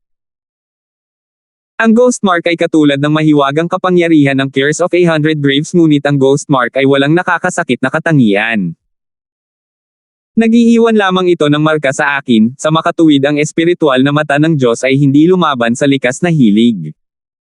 Sa wakas ay may naunawaan si Francis. May isa pa siyang plano at iyon ay ang gamitin ang kapangyarihan ng Curse of 100 Graves para masira ang ghost mark. Gayunpaman, ang Curse of 100 Graves ay masyadong mapanganib at kailangang maging maingat si Francis. Makalipas ang kalahating araw. Si Francis ay pumasok muli sa Curse of 100 Graves at ang hindi nakikitang malamig na kapangyarihan ay sinubukang pumasok sa kanyang katawan. Gayunpaman, ang kapangyarihang ito ay pinilit na bumalik sa pamamagitan ng aura mula sa espiritual na mata ng Diyos. Meow meow. Kinuha ni Francis ang maliit na pasang magnanakaw at hinayaan itong kalkulahin ang kanilang kapalaran. Ang munting pasang magnanakaw ay tumango habang inilabas nito ang barya na may pagmamalaki sa mukha bago ito ibinagsak sa hangin at sinalo ito gamit ang kanyang mga paa. Matapos mahuli ang barya, nagsalubong ang kilay ng munting pasang magnanakaw. Paminsan-minsan ay tumango ito, ngunit umiling din ito sa ibang pagkakataon. Ang koneksyon ni Francis at ng maliit na pasang magnanakaw ay napaka-espesyal, kaya alam niyang malabo ang sagot. Kahit ang maliit na pasang magnanakaw ay hindi makapagbigay ng eksaktong sagot. Kailangan nating subukan ito. Si Francis at ang munting pasang magnanakaw ay hindi nakita ang tadhana ng kamatayan. Siyempre, ito ay ipinapalagay na ang mga kasanayan sa hula ng maliit na magnanakaw na pusa ay gumagana pa rin. Pagkatapos ay umupo si Francis at ginamit ang kanyang God Spiritual ay para maramdaman ang ghost mark. Kasabay nito, pinaikot niya ang kanyang bloodline power at pinagsanib ang Asher na dugo sa dimensyon ng kanyang kaliwang mata, na hamarang dito. Kapag ang Asher Abyss ay naharang, ang mata ni Francis ay babalik sa orihinal nitong itim at madilim na kulay. Nangangahulugan ito na isinasara ni Francis ang kapangyarihan ng espiritual na mata ng Diyos. Gaya ng inaasahan. Sa sandaling ito ay ganap na naharang, ang kapangyarihan ng sumpa ay lumabas mula sa likuran ni Francis. Nasinukang huli ng agad niyang i-circulate ang kanyang bloodline power para hindi lahat ng Asher Abyss ay naharang. Ngunit kahit noon pa man, isang tipak ng sumpa ang dumampi sa katawan ni Francis. Nanlamig ang katawan ni Francis. Parang may hindi mabilang na mga kamay basa ng dugo umabot sa kanyang mga organo. Sa kritikal na puntong iyon, inilipat ni Francis ang kanyang mental energy at sadyang umakit sa sumpa. Ang sumpa ay tila may kamalayan na magpapahintulot na makapasok ito sa mga kapintasan ng target tulad ng kung paano umaagos ang tubig mula sa isang butas. Ang kapintasan na ipinahayag ni Francis ay ang lokasyon ng ghost mark. Teng teng teng. Isang kakaibang tunog ang tila umalangaw-ngaw. Kung mabuksan ni Francis ang kanyang God Spiritual Eye, makikita niya ang kamay pagkatapos ng kamay na umaabot sa kanyang katawan. Kung hindi dahil gumagana pa ang isang bahagi ng God's Spiritual Eye, si Francis ay nahawa na ng mga kamay. Mabagal na lumipas ang oras at nagsimulang humina ang puwersa ng buhay ni Francis habang namumutla ang kanyang mukha. Maaari lamang niyang i-circulate ang kanyang bloodline power para patatagin ang sarili. Medyo mapoprotektahan siya ng bloodline power, ngunit maliit na halaga lang ang magagamit dahil nakaharang ang kabilang bahagi sa Asher Abyss. Gayunpaman, ang kanyang true force ay humihina dahil sa sumpa. Nang makita ang sitwasyong ito, gustong sumuko ni Francis, ngunit napansin niyang bumababa rin ang aura ng ghost mark. Ang puwersa ng buhay at true force ni Francis ay humihina kasama ang ghost mark. Mabuti na lang at mayroon pa ring proteksyon si Francis sa kanyang bloodline power, napigilan nito ang paglaho ng pinagmumula ng buhay ni Francis. Makalipas ang 3 araw. Bumantong hininga si Francis at binawi ang Asher na dugo sa dimensyon ng kanyang kaliwang mata. Kasabay nito, kahit na ang ghost mark ay ganap na nawala, ang kanyang true force level ay bumaba rin. Sulit ba ito? Bulong ni Francis sa sarili habang sinulyapan ang maliit na paws ang magnanakaw sa kanyang balikat. Habang sinisira ang ghost mark, ang cultivation ni Francis ay bumaba sa sixth sky. Pinaikit ng munting paws ang magnanakaw ang mga mata ngunit hindi tumugon. Nalaman ni Francis na kahit na bumaba ang kanyang cultivation, mas matatag ang kanyang pundasyon at mas malaki ang kanyang potensyal kumpara noong siya ay nasa seventh sky. Ito ay tulad ng pagtatayo ng isang tore. Ang mas mahusay na binuo ang mas mababang mga antas ay, mas mataas ang tore ay maaaring pumunta. Ito ang nararamdaman ni Francis ngayon. Ang pambihirang tagumpay ng dalawang sky sa Alliance Banquet ay masyadong minadali, ngunit ngayon ang problemang ito ay wala na. Bagamat si Francis ay naghulog ng langit, ang kanyang pundasyon at potensyal ay mas mahusay at ang ghost mark ay nawala. Isang halik, isang inumin. Parang itinadhana ng langit. Kasabay nito. Sa isang misteryosong altar sa malakas na bansang Iron Dragon. Ang ghost mark ay nasira. Paano ito posible? Ginawa ba ito ng isang tao sa Origin Core Realm? Isang paos na boses ang umalangaw-ngaw. Ang boses na ito ay tila nagpapalamig sa kaluluwa ng isang tao at ang mga magsasaka sa True Human rank ay sumiksik dito. Ang may-ari ng boses ay isang itim na gintong robe skeleton na ang mga buto ay pilak na may paminsan-minsang kislap ng dark purple. Hindi. Iyan ang kapangyarihan ng sumpa ng 100 libingan. Nagbago ang ekspresyon ng Skeleton Division Leader. Pinuno ng dibisyon, walang makakatakas sa sumpa ng 100 libingan. Halatang patay na ang tao. Isang pilak na may guhit na bangkay ng dugo ang tumawa sa gilid. Tumango ang Skeleton Division Leader. Kung namatay ang tao, mawawala rin ang ghost mark. Leader ng dibisyon, tungkol sa sumpa ng 100 libingan. Tanong ng Blood Corps Protector. Iyon ang pinakamataas na lihim ng banal na relihiyon. Kahit na ang dakilang Panginoon, ako, ay hindi papasok sa ipinagbabawal na lugar na iyon. Hindi mo na kailangang malaman ito. 249. Sa lugar na maulap. Biglang bumukas ang mga mata ni Francis nang bumalik sa normal ang kulay ng kanyang mukha. Bukod sa katotohanan na ang kanyang cultivation ay bumaba sa sixth sky, lahat ng iba pa niyang aspeto ay nasa paligid ng level noong siya ay nasa Alliance Banquet. Siyempre, ang kanyang kahusayan sa mental energy ay mas mahusay kaysa sa Alliance Banquet. Pagkatapos ng lahat, ipinagpatuloy niya ang pag-aaral nito sa loob ng 1 buwan upang sirain ang ghost mark. Nawasak na ang ghost mark. Kahit papaano ay hindi ako kailangang mag-ingat na mapansin ako ng mga eksperto ng Scarlet Moon Demonic Religion. Tinitimbang ni Francis ang mga pagpipilian at hindi ito pinagsisihan. Masyadong mapanganib ang ghost mark. Ang mga makakahanap sa kanya ay karaniwang nasa True Spirit Realm, at hindi niya makumpirma kung ang panahon ay magiging bagyo o hindi sa oras na iyon. Sa pagkalkula ng oras, napagtanto ni Francis na mahigit sa 2/3 ng oras ang lumipas para sa pakikitungo sa unang elder.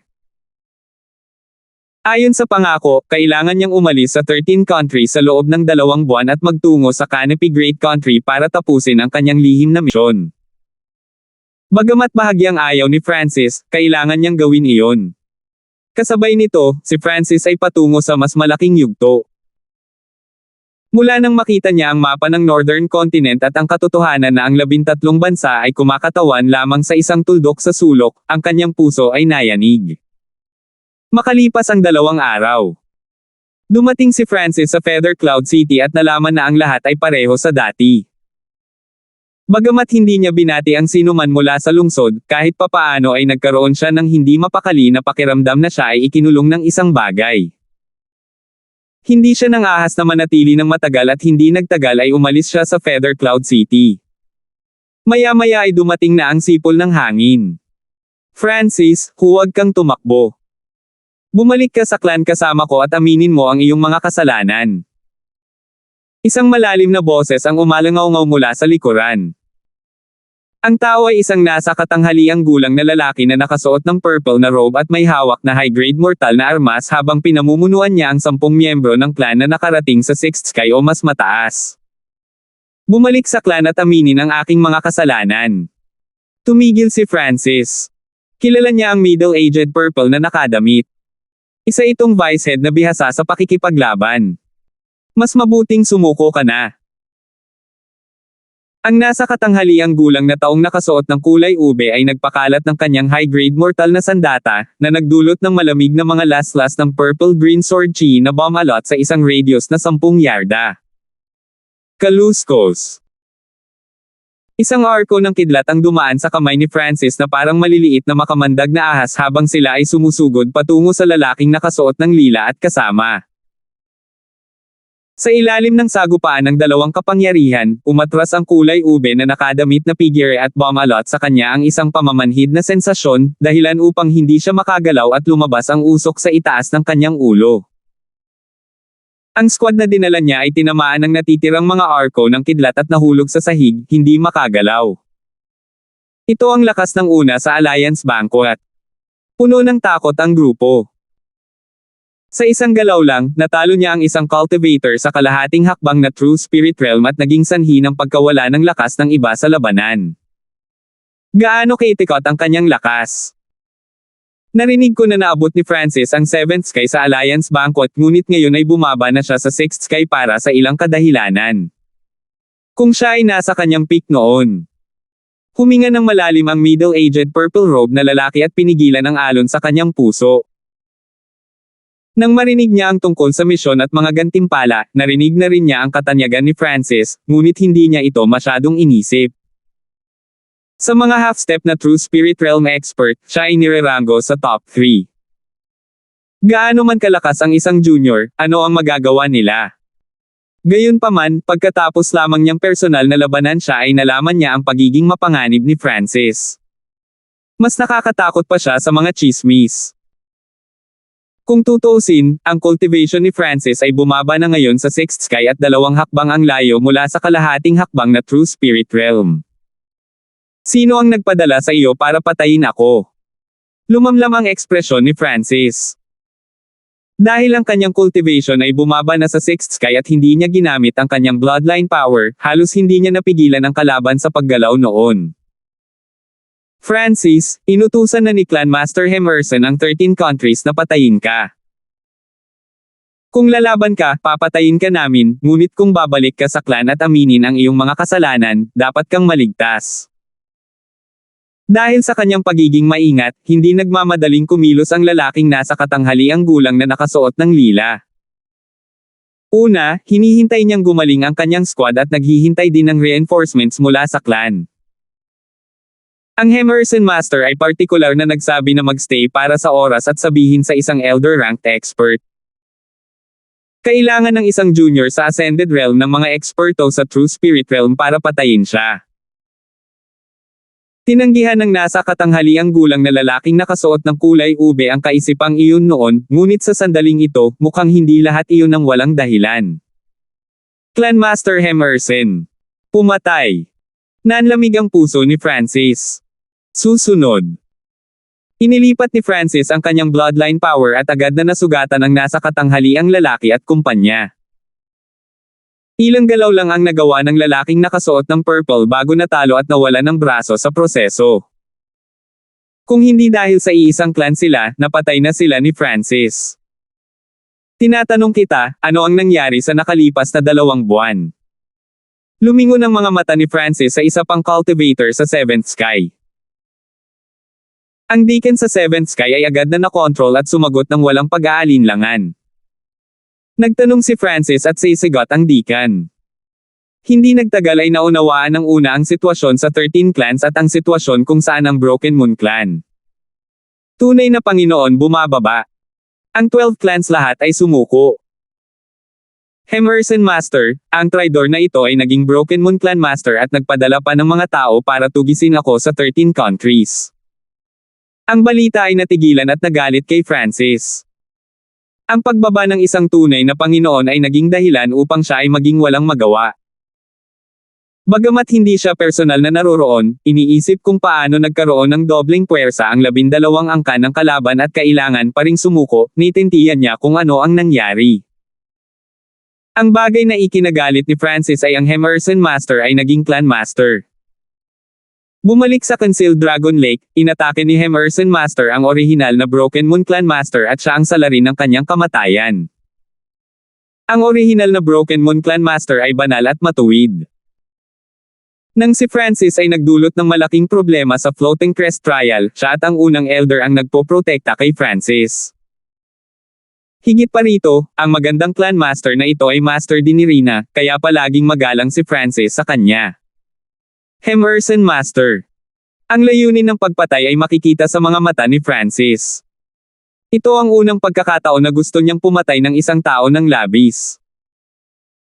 Noon, para lang tulungan si Lord Gaius kaya ang gusto lang gawin ni Francis ay talunin si Emerson Master at hiyain siya.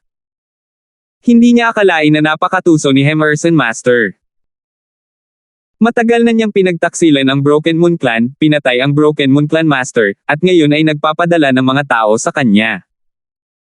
Mapalad na si First Elder at Lola Rochelle ay nasa Broken Moon Clan pa rin. Sa 2 taong ito dito, ligtas ang mga taong nauugnay kay Francis. Hahayaan ko kayong mabuhay. Sa susunod, papatayin ko kayo. Ang figure ni Francis ay kumislap at agad na nawala. Hindi siya nang ahas na lumiit ng matagal dahil sa posibilidad na may dumating sa True Spirit Realm at sa kanyang Sixth Sky Cultivation, wala nang paraan para makatakas. Isang oras pagkatapos ng pag-alis ni Francis, dumating ang Regulations Elder. Ang Regulations Elder ay master din ni Luhu, at nang ang huli ay pinaalis ni Francis, iningatan ng Regulations Elder ang kaganapan sa kanyang puso. Higit pa rito, sinampal ni Francis ang Regulations Elder sa mukha pagkatapos ng trial. Matapos maging Clan Master ang Emerson Master, ang Regulations Elder ang naging pinakadakilang tagapagtanggol. Pagdating niya, nag-scout siya sa lugar, ngunit wala siyang makitang bakas ni Francis. Si Francis ay may shadow cloak na maaaring magtago ng mga aura at pagkatapos na habulin, pumasok siya sa Sky Cloud Forest. Kung mapipilitin ako sa isang sulok, magtatago na lang ako sa Forbidden Ground of 100 Graves. Kahit ang mga nasa True Lord Realm ay hindi madaling makapasok dito. Pakiramdam ni Francis ay parang isda sa tubig nang pumasok siya sa Sky Cloud Forest. Parehong siya at ang maliit na paws ang magnanakaw ay may kakayahang maging invisible, ibig sabihin, technical silang ligtas sa ikalawang pagpasok nila sa Sky Cloud Forest. Mukhang kailangan kong umalis ng 13 countries ng mabilis. Ang desisyon ni Francis ay ginawa. Wala nang lugar para manatili siya sa 13 bansa. Mas mabuting pumasok siya sa mas malaking mundo. Sinimulan ni Francis ang kanyang paglalakbay sa parehong araw, patungo sa mga panlabas na hangganan ng 13 bansa. Bagamat mapanglo ang landas na tinahak ni Francis, nakita pa rin ng kanyang God Spiritual ay ang mga figure ng mga cultivator mula sa clans at ang mga anino ng Scarlet Moon Demonic Religion. May pagkakataon pa na ang mga bakas ni Francis ay hindi sinasadyang natagpuan ng isang mababang antas na disipulo at ay report na sana ito nang siya ay agad na napatay sa pamamagitan ng mental energy technique ni Francis. Ang isang mata, asul na buhok na hitsura ni Francis ay napakahusay, at pagkatapos na maging una sa Alliance Banquet, mahirap na hindi siya makilala. Sa makatuwid, gumamit si Francis ng itim na belo na maaaring tumakip sa kanyang ulo at mukha. Upang mapabilis ang kanyang bilis, kinokontrol ni Francis ang isang Asher Sharp Swallow sa 7th Sky gamit ang kanyang mental energy. Ang sukat ng katawan ng Asher Sharp Swallow ay hindi malaki para sa isang lumilipad na hayop. Ang lapad ng pakpak nito ay 2 hanggang 3 yarda lamang ang lapad, ngunit kung minamaliit ito ng isa, magbabayad sila ng mabigat na presyo.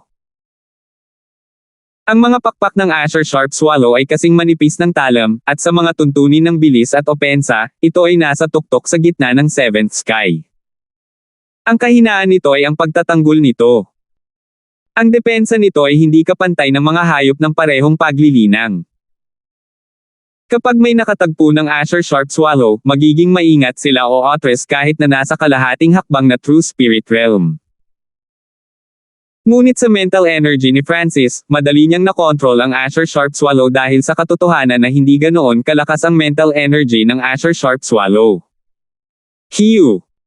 Ang Azure Sharp Swallow ay parang pilak na talim na kumikislap sa kalangitan at sa mga ulap. Sa mga tuntunin ng bilis lamang, ang Azure Sharp Swallow na ito ay maihahambing sa isang tao sa true human rank. Labis na nagulat si Francis. Bagamat ang mga nasa true human rank ay may kakayahang lumipad, ito ay panandalian lamang at malaki ang gastusin, kaya't hindi sila makakalipad ng mahabang panahon o may kumpara sa isang lumilipad na hayop.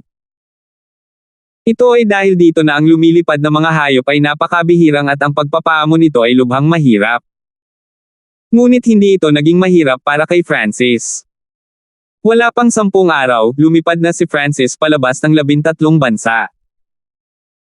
Ang Azure Sharp Swallow ay hindi binaigo si Francis, maaari itong lumipad ng libu-libong milya sa isang araw. Gayunpaman, hindi alam ni Francis na hindi lang siya ang henyo na tinutugi sa 13 bansa at umalis sa 13 bansa. May dalawa pang iba, sina Vanjie at Angelica. Gayunpaman, ang pagkakaiba lamang ay ang mga gantimpala para sa dalawang ito ay mas mababa. Dahil sa katotohanang nauna si Francis sa Alliance Banquet at hinamak ng Emerson Master, ang mga gantimpala ng pagpatay sa kanya ay mas mataas pa kaysa sa pagpatay sa isang tao sa True Spirit Realm. Sa isang kisap mata, lumipas ang ilang buwan. Sina Francis, Angelica, at Vanjie ay nawala lahat sa 13 bansa at hindi na bumalik sa loob ng maikling panahon, tulad ng kung paanong si Xin Wuheng ay misteryosong nawala sa Feather Cloud City. 250. Sa pagitan ng bawat bansa ay malawak at tiwangwang na mga lupain. Ang mga tiwangwang na lupain ito ay hindi pa nagagalaw ng mga tao at naglalaman ng malaking bilang ng mga nakamamatay na hayop at yaubist. Hindi lang yan. Ang mga tiwangwang na lupain ay puno ng mga mapanganib na kapaligiran at mga natural na sakuna. Ang kawalang ingat ay maaaring magresulta sa kamatayan. Ang sitwasyong ito ay katulad ng ikatlong yugto ng Floating Crest Trial ngunit mas malaki ang mga hangganan at mas mahaba ang landas. Sa makatuwid ito ay lubhang mapanganib na maglakbay sa mga bansa. Kahit na ang mga tao ng clans ay hindi madaling gawin ito. Siyempre, mayroon pa ring hindi mabilang na bilang ng mga tao na tumatakbo mula sa kamatayan at mga magsasaka sa True Spirit Realm o mas mataas na gumawa nito. Sa isang tiwangwang disyerto. Isang magandang babae ang suot na simple na may hawak na espada ang tumalbog sa di kalayuan. Lumitaw ang mga balang mula sa disyerto sa harapan. Bahagyang sumigaw ang simpleng nakadamit na batang babae at pinakipot ang isang invisible sword intent na kumikislap sa hangin. Ang kayaig ng mga balang ay agad na naputol. Bagaman medyo delikado, ang landas na ito ang pinakamatuwid at pinakamaganda. Sa pagdaan sa dalawang malalakas na bansa, makakarating ako sa pinakamataas na sword sect ng Northern Continent, ang 10,000 Sword Sect. Pinag-aralan ni Vanjie ang mapa sa kanyang mga kamay. Ang 10,000 Sword Sect ay isang peak force ng Northern Continent na ang posisyon ay nasa ibaba lamang ng 10 great factions. Bilang nangungunang sword sect sa Northern Continent, ang mga normal na henyo ng sword na walang background ay walang karapatang pumasok, ngunit naniniwala si Vanjie na sa kanyang edad, pangunawa, at buto ng sword intent na wala ng maraming tao sa buong Northern Continent, nalampasan niya. Bukod dito, mayroon siyang sulat ng rekomendasyon sa kanyang mga kamay. Dahil sa katotohanan na ang Cloud Sword Clan ay kontrolado ng Iron Dragon Country at Scarlet Moon Demonic Religion, si Vanjie ay itinuring bilang isang taksil. Ngunit sa kabutihang palad, naakit ni Francis ang karamihan ng atensyon, kaya't ligtas na nakaalis si Vanjie sa 13 bansa. Sa mga tiwangwang na lupain, sa pagitan ng mga kanyan. Isang batang babae na naka-purple na may mga mata na kasing linaw ng kristal. Ang kanyang mukha ay parang napakagandang ukit at ang kanyang balat ay puti ng nyebe na may bahagyang pamumula. Ang kanyang hitsura ay maaaring magdulot ng kapahamakan sa mga kalalakihan at bansa. Ang 3 Yuan Sect ay isang side sect ng isa sa 10 great factions, ang Heavenly Yuan Sect. Sino ang nakakaalam kung magiging matagumpay ang paglalakbay na ito? Ang mga mata ni Angelica ay puno ng pag-asa at pag-aalala. Ang 3-Yuan sect ay isang malakas na puwersa na maaaring sugpuin ang mga puwersa ng malakas na bansang Iron Dragon. Ang lalong nagpasikat dito ay isa itong side sect ng Heavenly Yuan sect. Kung ang isa ay gumanap ng mahusay, may pagkakataon na mapili ng Heavenly Yuan sect. Ang 10 Great Factions ay kumalat sa buong kontinente at ang Northern Continent ay mayroon lamang isa o dalawa sa pinakamataas. Mula dito ay makikita ng isang tao ang kahalagahan ng Heavenly Yuan sect. Si kapatid na Francis ay tinutugis ng buong 13 countries at ang pressure na kinakaharap niya ay mas malaki kaysa sa akin. Sana ay matagumpay siyang makatakas at baka, sana, balang araw. Ang mga matingkad na ilaw ay kumislap sa mga mata ni Angelica. Sa labas ng 13 bansa. Sa loob ng isang komplikadong tanawin sa mga tiwangwang na lupain. Sa wakas ay naubusan na ako ng 13 countries. Emerson Master, 2 beses kong babayaran ang kahihiyan ngayon sa hinaharap. Sabi ng isang itim na hooded figure na puno ng hangarin na pagpatay. Sa ilalim ng hood ay isang azure hair na kabataan na may pangit na ekspresyon at puno ng galit. Kinailangan ni Francis na itago ang kaisipang ito sa kanyang puso habang tumatakbo siya mula sa mga humahabol sa 13 bansa. Ang kalaban ay isang eksperto ng True Spirit Realm na naging clan master hindi nagawang lumaban ni Francis. Naniniwala siya na walang lugar para sa kanya sa 13 countries maliban kung naabot niya ang True Lord rank, ibig sabihin ay nagawa niyang maapektuhan ang paligid doon. Kung gusto ni Francis na bumalik sa 13 countries, kailangan niyang nasa True Spirit Realm man lang kung hindi ay puno ito ng mga panganib. Nasa puso lang ni Francis ang sinabi ni Master na gawin niya. Ang unang misyon, humingi ng tulong. Isang mapa ng Northern Continent ang lumitaw sa kanyang isipan nang magsimula siyang lumipad sa isang tiyak na direksyon. Si Francis ay mayroong God's spiritual eye at ang Azure Sharp Swallow na nagbigay daan sa kanya na makaiwas sa lahat ng panganib. Ang hilagang kontinente ay may kasing daming malalakas na bansa gaya ng dami ng ulap sa kalangitan. Ang bansang Iron Dragon ay isa lamang sa mas makapangyarihang puwersa. Kung siya ay nakahanap ng tulong, posibleng ibalik ang sitwasyon ng 13 bansa. Umupo si Francis sa Azure Sharp Swallow at nagtungo sa pinakamalapit na bansa sa 13 bansa at sa 2 bansa ang bansa ng Agila.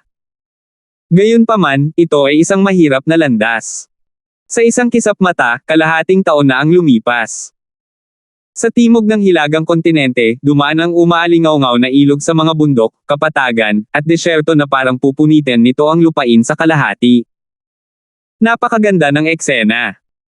Ang ilog na ito ay tinawag na River of Rage, at isa sa 3 ilog na nasa loob ng teritoryo ng Canopy Great Country. Ang River of Rage ay may malakas na agos. Ang isang alon na nag-iisa ay maaaring lunukan ng isang magsasaka sa Ascended Realm. Higit pa rito, sa ibabaw ng ilog ay napakalakas ng hangin na kahit na lumilipad ang Yao Beasts ay agad na mapunit. Ang pampang ng ilog. Isang matalim na berdeng lunok ang lumipad sa hangin at dumapo sa lupa. Bagamat hindi kalakihan ang lumilipad na ibong ito, ang bilis at aura nito ay naging dahilan ng pagsulyap ng marami. Sa sandaling ito, isang azure-haired one-eyed youth ang tumalon pababa mula sa Azure Sharp Swallow na may mga palatandaan ng pagkapagod. Ito ang pambihirang Azure Sharp Swallow. Ang bilis at opensa daw nito ay hindi kapanipaniwala. Anong background mayroon ang kabataang ito para magkaroon ng ganoon kamahal na alagang hayop? Ang mga mata ng maraming tao ay kumikinang habang nagsimula silang mag-usap. Ang azure-haired one-eyed na kabataan ay halatang si Francis. Nakaramdam ng labis na pagod si Francis pagkaraang dumating mula sa Sky Cloud 13 countries.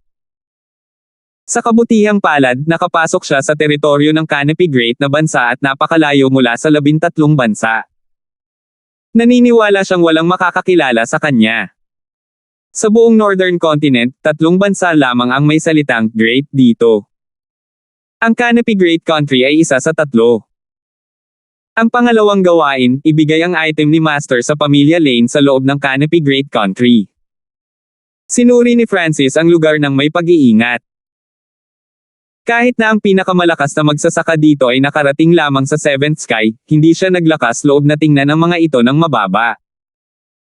Ito ang Canopy Great Country, hindi ito isang bagay na maihahambing ng 13 bansa. 10 araw ang nakalipas. Sinubukan ng 2 hanggang 3 bandido ng Sixth Sky na nakawin ang Asher Sharp Swallow ni Francis. Nagpasya si Francis na tapusin ang mga ito, ngunit nang hindi ginagamit ang espiritual na mata ng Diyos at kapangyarihan ng bloodline, kailangan niya ng 12 galaw. Ito ay hindi maisip sa 13 bansa. Ang Canopy Great Country ay isang treasured place ng Northern Continent para sa mga magsasaka. Ang bilang ng mga taong nakarating sa Ascended Realm dito ay hindi mababa. Minsan ay nakipag-away si Francis sa 2 eksperto sa Seventh Sky at nang hindi ginamit ang kanyang bloodline power, ang labanan ay nagresulta sa isang tabla. Higit pa rito, ang 2 iyon ay mga middle echelon lamang ng isang pamilya, tulad ng kung paano ang pamilya Zhao ay nasa Cloud Country. Ang mga kasanayan at pamamaraan ng bawat uri ay makikita sa mortal na mundo. Ang Heaven Earth Yuan Chi ay ilang beses na mas dalisay kaysa sa 13 bansa at tila, ilang malalaking puwersa ang may kontrol sa spiritual treasured grounds at puno ng mga mapagkukunan. Bagamat nakapasok lamang si Francis sa Canopy Great Country sa loob ng maikling dosenang araw, ang kanyang mga aksyon ay naging mas maingat. Sa madaling sabi, ang Canopy Great Country ay mas advanced sa mga tuntunin ng paglilinang. Kung ang 13 bansa ay sinasabing isang nayon sa kanayunan, kung gayon ang lugar na ito ay magiging isang lungsod. Sa makatuwid, sa ilalim ng parehong paglilinang, madaling mapatay ng mga eksperto ng Canopy Great Country ang mga mula sa 13 bansa. Sana hindi mabaygo ang pangalawang gawain kung hindi. Si Francis ay nakatayo sa pampang ng ilog at ang kanyang dibdib ay bumigat dahil sa pressure na dala ng River of Rage. Ang pagtakas niya ay para sa 2 misyon. 1, tulong. 2, ipadala ang sulat. Nabigo si Francis sa una. Sa pag-iisip pabalik sa kanyang karanasan, isang mapait na ngiti ang lumitaw sa mga labi ni Francis. Matapos umalis sa 13 bansa ay narating niya ang pinakamalapit na agila na bansa. Ang Eagle Country ay ang pinakamalapit sa Iron Dragon Country at 13 countries, ngunit mas malakas kaysa sa Iron Dragon Strong Country. Kung payag sila, maaari nilang baguhin ang sitwasyon ng 13 bansa. Pero, nang pumasok si Francis sa Eagle Country, napagtanto niya na ang 10 angkan sa bansa ay may panloob na digmaan at ang buong bansa ay nasa kaguluhan. Wala ni isa sa kanila ang nagkaroon ng oras para abalahin siya. Pagkatapos noon ay dumating si Francis sa pangalawang malakas na bansang malapit, ang Bloodfire Country. Ang Bloodfire Country ay napakalakas, ang orihinal na Iron Dragon na malakas na bansa at ang Sky Rich Strong Country na nagkakaisa ay maaaring hindi nito katugma. Gayunpaman, ang distansya sa pagitan ng Bloodfire Strong Country at 13 countries ay medyo malayo na at ang mga paksayon doon ay ayaw tumulong. Higit pa rito, muntik nang mawala ng buhay si Francis doon. Ang Scarlet Moon Demonic Religion ay hindi lamang nakalusot sa malakas na bansang Iron Dragon, maging ang malakas na bansa ng Bloodfire ay napasok din. Pawisan pa rin si Francis kapag naalala niya ito. Bumalik sa malakas na bansa ng Bloodfire na siya ay tinarget ng Scarlet Moon Religion ngunit nakaligtas dahil sa kanyang God's Spiritual Eye.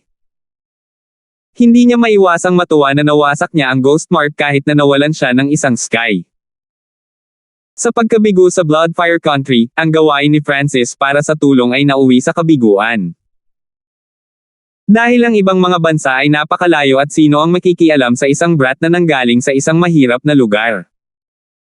Si Francis ay tiyak na sumuko sa misyon na ito na puno ng panganib at kaunting pag-asa.